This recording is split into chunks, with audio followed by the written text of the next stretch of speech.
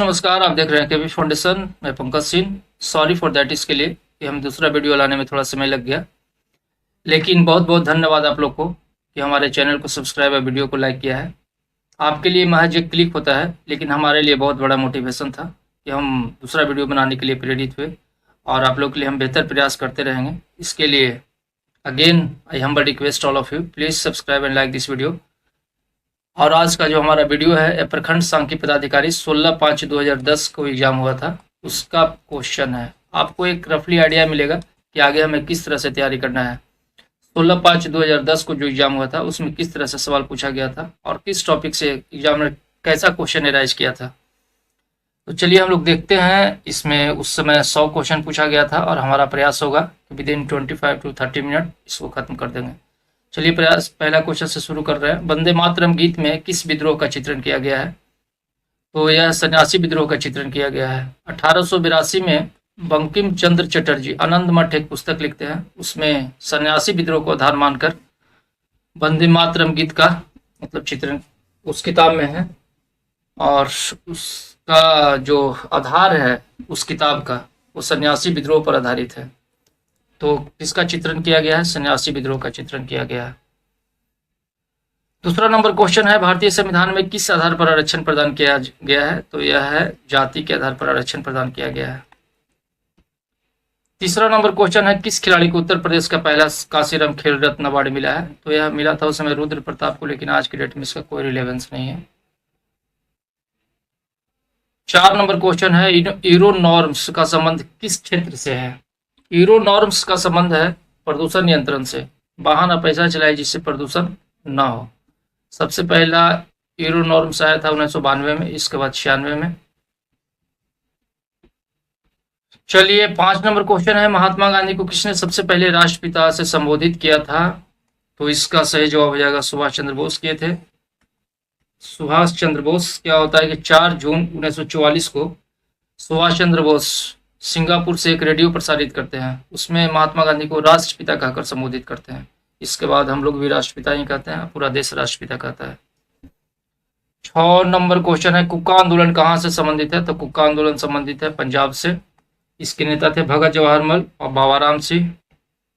बाबा राम सिंह 1872 में बहुत विरोध करते हैं अंग्रेज का, लेकिन फिर इनको रंगून भेज दिया जाता है जेल कैदी बना करके, और इनका मृत्यु फिर 1885 ईस्वी में हो जाता है।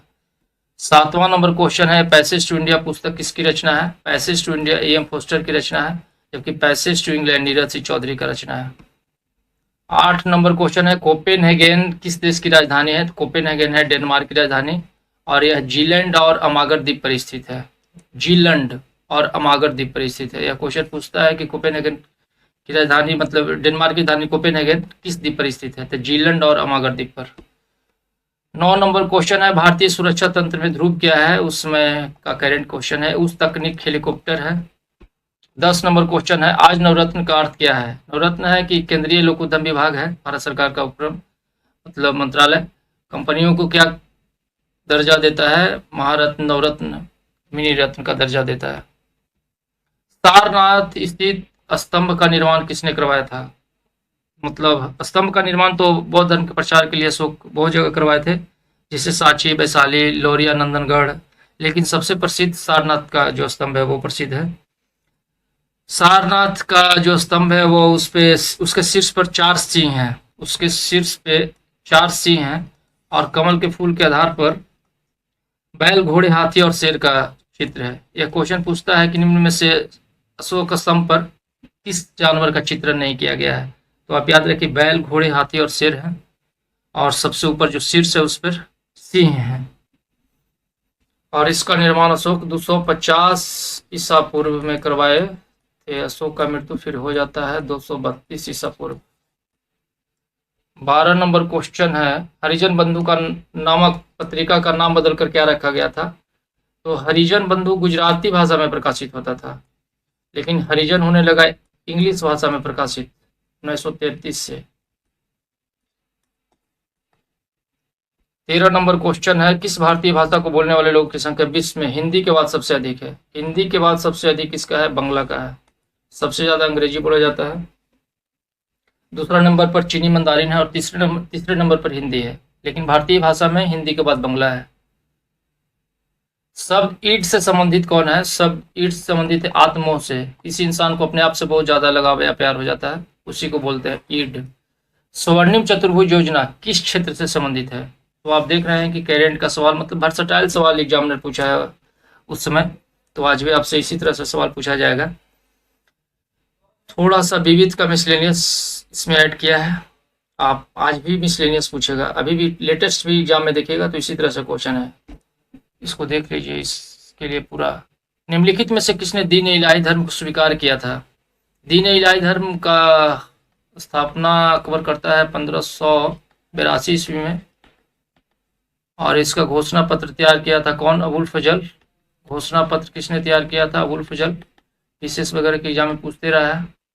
और एकमात्र हिंदू जो दीन इलाही धर्म को स्वीकार किया था वो कौन थे? बीरबल थे। National gallery of modern art कहाँ स्थित है? तो यह स्थित है नई दिल्ली में। National gallery of modern art कहाँ स्थित है? नई दिल्ली। और इसका स्थापना किया गया था 29 मार्च 1954 को। 29 मार्च 1954 को इसका स्थापना किया गया है। 18 नंबर क्वेश्चन है, निम्न में से कौन खरीफ फसल नहीं है? की पे फोकस कीजिएगा, क्योंकि वनडे एग्जाम में की को अगर आप पकड़ लिए नहीं है पूछ रहा है तो चावल तो है, कपास भी है, मक्का भी है, बरसीम नहीं है। महात्मा गांधी को चंपारण आंदोलन सफल कब रहा था? तो 1917 ईस्वी में सफल रहा था। 3 कट्ठिया प्रथा के खिलाफ, मतलब 20 कट्ठा में 3 कट्ठा खेती नील का निवारण करना था। राजकुमार शुक्ल के निमंत्रण पर महात्मा गांधी आए थे। सर्व प्राचीन विधि ग्रंथ कौन सा है? सर्व प्राचीन विधि ग्रंथ जो है मनुस्मृति है। इसको लिखा गया है 200 ईसा पूर्व से लेकर 200 ईस्वी तक, मतलब ऐड करते रहा गया है धीरे धीरे कानून को। चलिए आगे देख रहे हैं, गुप्त संवत का प्रारंभ किया गया था? तो गुप्त संवत प्रारंभ किया गया था 319 ईस्वी में। इसको किए थे चंद्रगुप्त प्रथम प्रारंभ किए थे, जिसमें उनका राज्याभिषेक हुआ था। उसी समय से गुप्त संवत को प्रारंभ किया गया था। सर्वेंट ऑफ इंडिया सोसाइटी संबंधित है। सर्वेंट ऑफ इंडिया सोसाइटी, ये विविध टाइप का प्रश्न है, सबको पता होना चाहिए। सर्वेंट ऑफ इंडिया सोसाइटी का स्थापना किया गया था 12 जून 1905 को। 12 जून 1905 को पूना में किया गया था। 23 नंबर क्वेश्चन है, मीनाक्षी मंदिर कहाँ स्थित है? तो मीनाक्षी मंदिर कहाँ स्थित है? मदुरई में स्थित है। 24 नंबर क्वेश्चन है, हुनूस दिल्ली दुरस्त, मतलब अभी दिल्ली दूर है, किसने कहा है? तो ये कहे थे निजामुद्दीन औलिया। एक गयासुद्दीन तुगलक को कहे थे, जब बंगाल विजय अभियान करके वो लौट रहा था तो उसको था कि अब दिल्ली पे जाके राज करेंगे, और निजामुद्दीन औलिया के खिलाफ थोड़ा सा कुछ उटपटांग शब्द का इस्तेमाल किया था। तो निजामुद्दीन औलिया बोले थे कि हुनूस दिल्ली दुरस्त है, अभी दिल्ली दूर है भाई।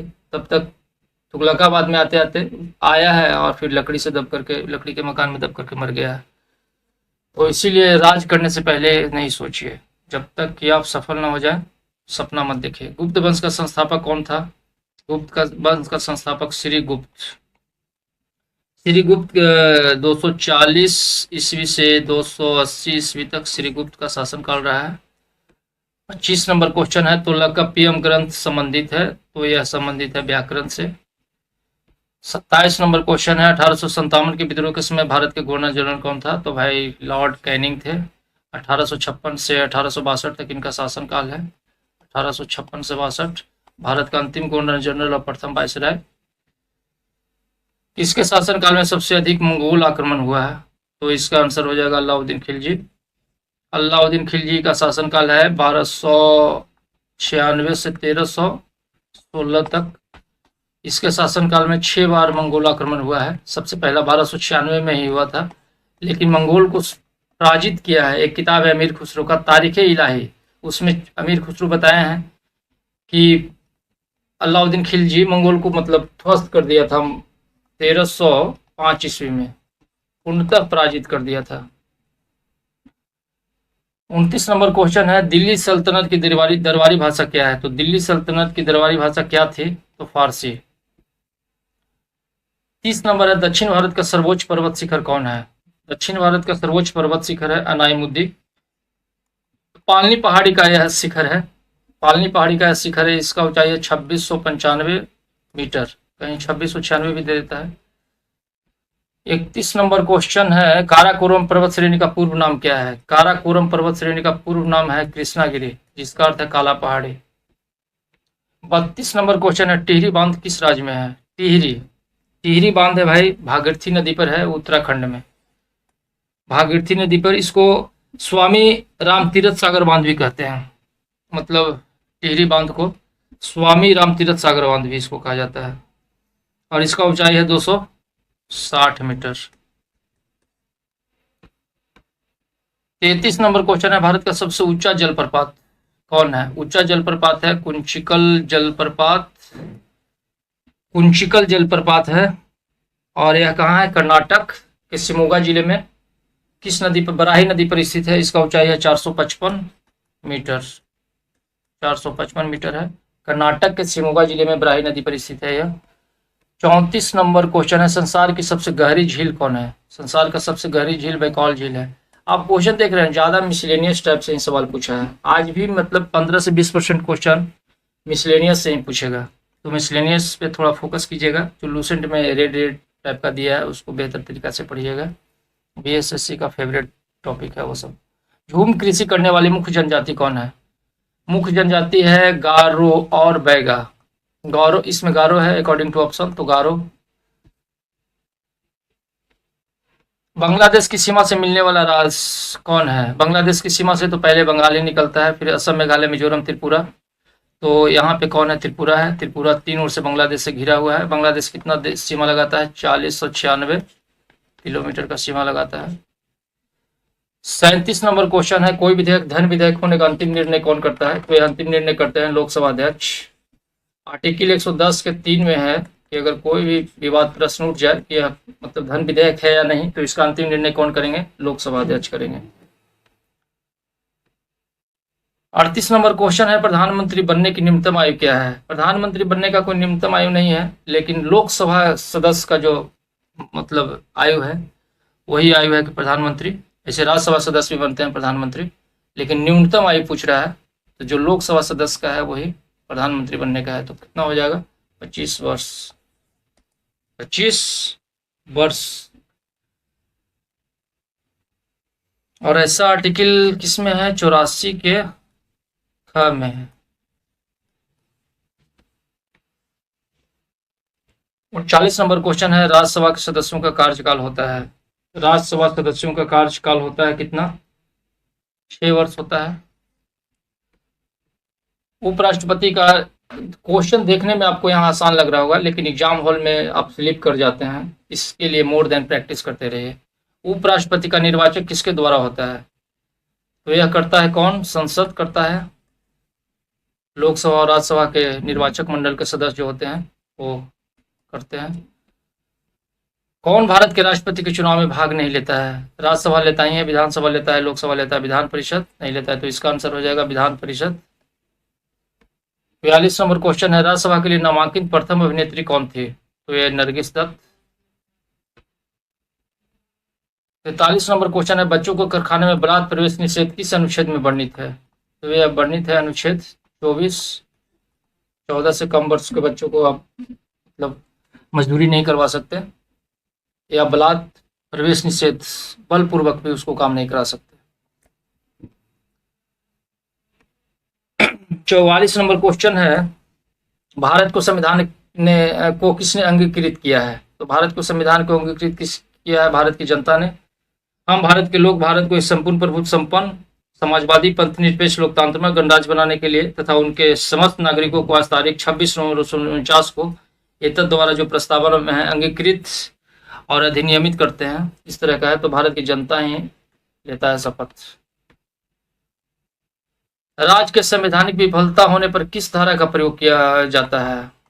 तो राज्य का जब संवैधानिक विफलता हो जाएगा तो किसका प्रयोग करेंगे? अनुच्छेद 356 का। वित्तीय आपात में करते हैं 360 का, और 352 करते हैं युद्ध या आंतरिक विद्रोह या सशस्त्र विद्रोह हो जाता है तो करते हैं। उच्च न्यायालय के न्यायाधीश किसके द्वारा नियुक्त किए जाते हैं? तो ये किए जाते हैं भारत के राष्ट्रपति के द्वारा, आर्टिकल 217 के तहत। आर्टिकल 217। और राज्यसभा में राष्ट्रपति द्वारा मनोनीत सदस्यों की संख्या कितना होता है? तो ये होता है कितना, 12। और बलवंत राय मेहता समिति का गठन कब किया गया था? बलवंत राय मेहता समिति का गठन किया गया था 16 जनवरी 1957 को। 16 जनवरी 1957 को किया गया था। और 49 नंबर क्वेश्चन है, भारत के राष्ट्रीय ध्वज में कितनी तिलियां हैं? तो ये 24 तिलियां हैं। राष्ट्रीय ध्वज को अपनाया कब गया था? 22 जुलाई 1947 को अपनाया गया था। और 50 नंबर है, स्वतंत्र भारत का प्रथम औद्योगिक नीति की घोषणा कब किया गया था? तो प्रथम पूछ रहा है तो 1948। दूसरा बार किया गया फिर औद्योगिक नीति 1956, तीसरा बार 1977 और चौथा बार किया गया 1991। 51 नंबर क्वेश्चन है, मॉडरेट संबंधित है। मॉडरेट किससे संबंधित है? उत्पाद शुल्क से संबंधित है। 52 नंबर क्वेश्चन है, कर संरचना संबंधी सुधारों के लिए गठित समिति कौन था? तो यह समिति था चिलैया समिति, राजा चिलैया। राजा जे चिलैया समिति का गठन किया गया था 29 अगस्त 1991 को। 29 अगस्त 1991 को गठित किया गया था कर संरचना में संबंधित सुधारों के लिए, मतलब प्रत्यक्ष और अप्रत्यक्ष कर को संरचना को अध्ययन करने के लिए इस समिति का गठन किया गया था 29 अगस्त 1991 को। राजा जे चिलैया समिति का। समुद्र तल से बिहार की औसत ऊंचाई कितनी है? समुद्र तल से बिहार की औसत ऊंचाई कितना मीटर है? तो यह 53 मीटर है। और अगर फीट में दे देगा तो 173 फीट। पटना जंक्शन पर आप जाएंगे तो लिखा रहेगा 173 फीट की ऊंचाई पर आप हैं। समुद्र तल से 173 फीट की ऊंचाई पर आप हैं। क्षेत्रफल की दृष्टि से बिहार देश का सबसे बड़ा राज्य है। तो क्रम में हो जाएगा ब्रह्मा, 12वां क्रम है।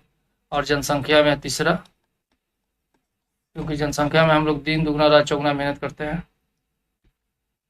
पटना में स्थित गोलघर का निर्माण किस गवर्नर जनरल के समय में हुआ था? तो यह हुआ था भाई लॉर्ड कॉर्नवालिस के समय में। Lord Cornwallis. इसका निर्माण कौन किए थे? जॉन गास्ट्रिन, 1786।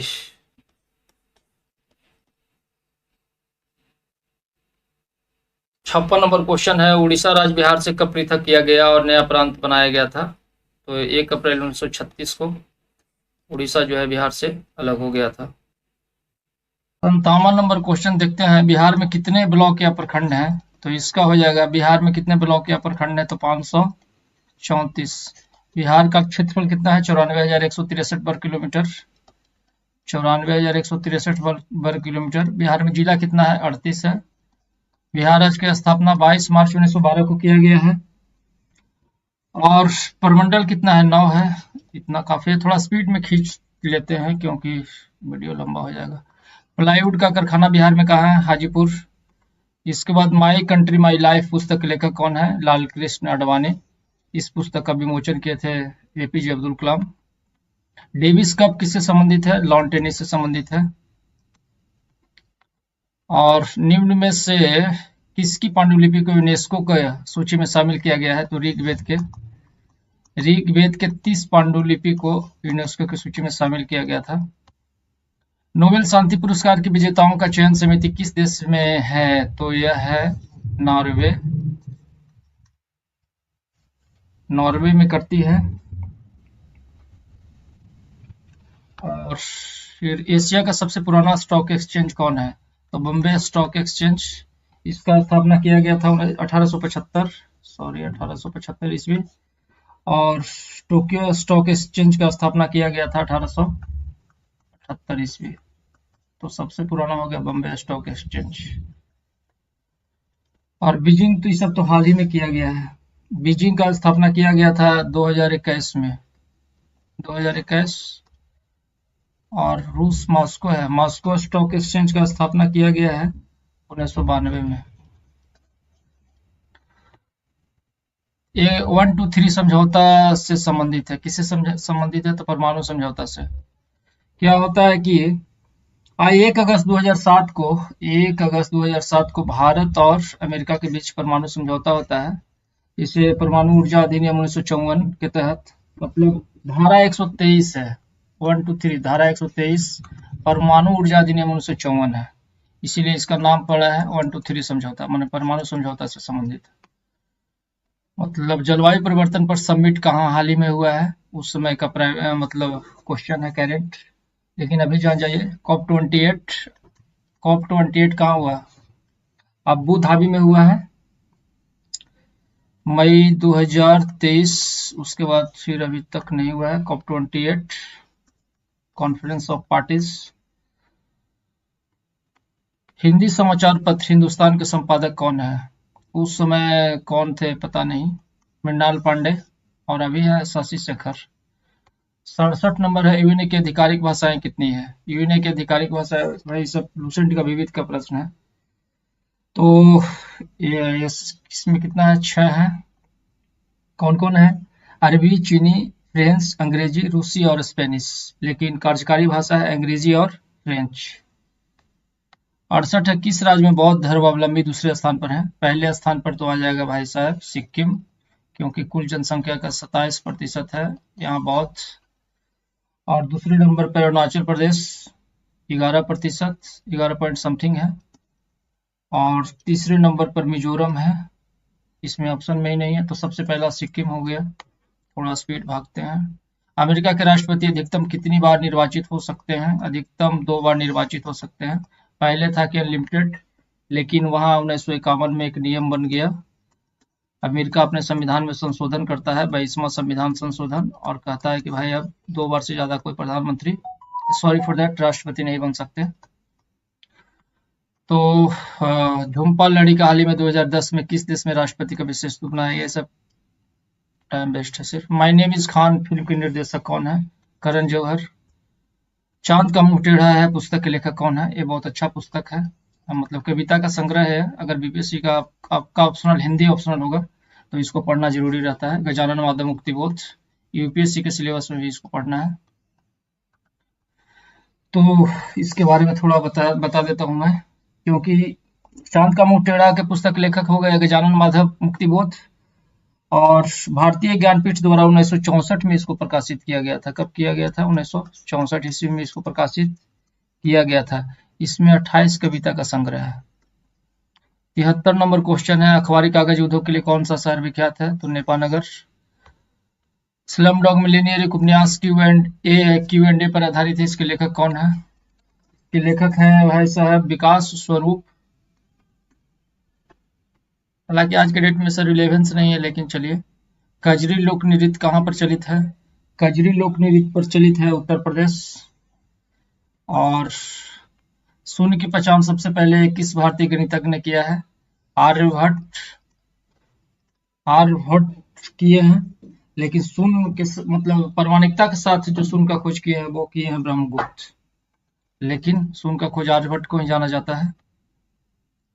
एक विद्युत ट्रेन उत्तर दिशा में जा रही है, उसका धुआं किस दिशा में जाएगी? भाई विद्युत ट्रेन में तो कोई धुआं निकलेगा ही नहीं, तो किसी दिशा में नहीं जाएगा, तो इनमें से कोई नहीं हो जाएगा। 78 है, निम्न आकृति में प्रश्नवाचक चिन्ह के स्थान पर क्या आएगा? तो 0 × 3 + 1 = 1। 1 यहाँ पे हो जाएगा 1 × 3 + 1 = कितना हो गया? 4। यहाँ पे 4 आ गया, तो 4 × 3 + 1 तो 13, 13 × 3 + 1 तो 40, 40 × 3 + 1 तो 121। 79 है, हेपेटाइटिस किस अंग से संबंधित है? हेपेटाइटिस किसको खराबी करेगा? लिवर। ये सब विषाणु जनित रोग है। एपीकल्चर, एपीकल्चर किससे संबंधित है? शहद उत्पादन। कहाँ गया? शहद उत्पादन। सेरीकल्चर रेशम उत्पादन। पीसी कल्चर मत्स्य उत्पादन। विटीकल्चर अंगूर उत्पादन। तो इसका आंसर हो जाएगा कौन? बी। सूर्य किरण पृथ्वी पर कितने देर में आती है? तो 8 मिनट 5 सेकंड। इंद्रधनुष के 7 रंगों के बीच का रंग कौन होता है? बैनी या पिनाला है, तो इसको देख लीजिएगा, बैनी या पिनाला, तो इसका हरा हो जाएगा। कोबाल्ट 60 को किस किरण का प्रयोग कैंसर के निदान में किया जाता है? तो ये गामा किरण को, गामा रे। और 84 पानी का घनत्व किस ताप पर अधिकतम होता है? तो 4 डिग्री सेंटीग्रेड। थोड़ा मैं फास्ट कर दे रहा हूँ। ऊष्मा का सबसे अच्छा चालक कौन है? ऊष्मा का सबसे अच्छा, जो विद्युत का सबसे अच्छा चालक रहेगा वही ऊष्मा का सबसे अच्छा चालक होता है, तो ये हो जाएगा चांदी। और दांतों में क्या होता है? 86 दांतों में कैल्शियम, मैग्नीशियम, पोटेशियम, कैरोटीन वगैरह होता है, तो इसमें अकॉर्डिंग टू ऑप्शन कैल्शियम हो जाएगा। और किस विटामिन का संबंध रक्त थक्का से है? तो विटामिन के का है। और 88 है, एक वयस्क शरीर में रक्त की मात्रा कितनी होती है? तो 5 से 6 लीटर होता है। और सूर्य की ऊर्जा का स्रोत क्या है? तो नाभिकीय संलयन। ईसीजी तकनीक किससे संबंधित है? इलेक्ट्रोकार्डियोग्राम हृदय से संबंधित है। पुरातन अवशेषों के कालक्रम का निर्धारण किस पद्धति से होता है? C14।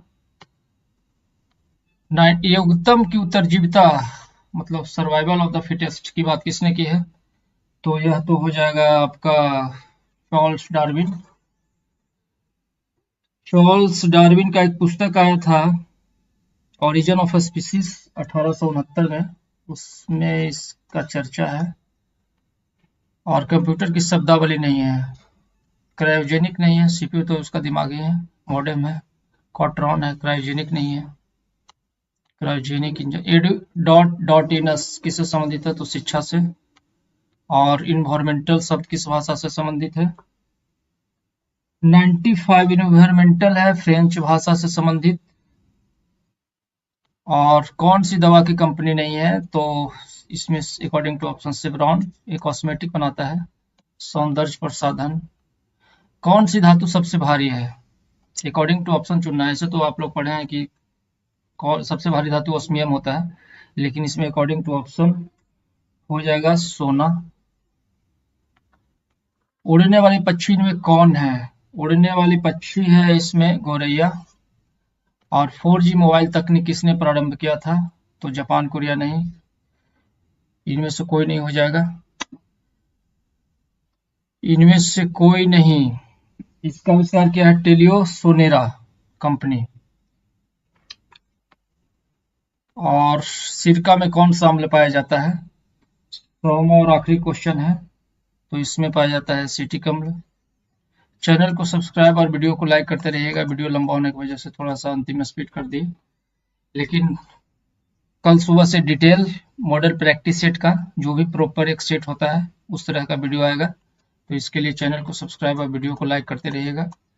हमारा मकसद सिर्फ प्रीवियस क्वेश्चन को दिखाना ही चलता था कि आपको रफली एक आइडिया मिलेगा कि हमें आगे किस तरह से तैयारी करना है। चलिए, धन्यवाद, नमस्कार, प्रणाम। फिर मिलेगा आपसे हम किसी दूसरे वीडियो के साथ।